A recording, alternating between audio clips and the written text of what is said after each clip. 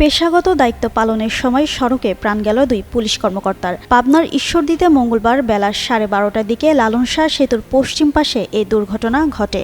এতে নিহত হন ঈশ্বরদী থানার ডিএসবির ভারপ্রাপ্ত কর্মকর্তা মোজাহারুল হোসেন ও সহকারী উপপরিদর্শক কাইজউদ্দিন। তারা রংপুর পীরগাছা ও রাজশাহীর তানোর উপজেলার বাসিন্দা। কুষ্টিয়া চৌরহাস হাইওয়ে থানার ভারপ্রাপ্ত কর্মকর্তা আবু ওয়ায়েদ হাসান জানান, পুলিশ সদস্য মোজাহারুল ও কাইজউদ্দিন পেশাগত দায়িত্ব পালনের সময় মোটরসাইকেল নিয়ে লালন শাহ সেতুর টোল প্লাজায় টার্নিং নিতে গিয়ে পেছন থেকে একটি কাভার্ড ভ্যান ধাক্কা দেয়। এতে ঘটনাস্থলে ওই দুই পুলিশ সদস্য নিহত হন। পরে চৌরহাস হাইওয়ে থানা পুলিশ ঘটনাস্থল থেকে মরদেহ উদ্ধার করে ভেড়ামারা উপজেলা স্বাস্থ্য কমপ্লেক্সে নিয়ে যায়। ঈশ্বরদী সার্কেলের অতিরিক্ত পুলিশ সুপার প্রবণ কুমার সরকার জানান, মরদেহ আইনি প্রক্রিয়া শেষে পরিবারের কাছে হস্তান্তর করা হবে।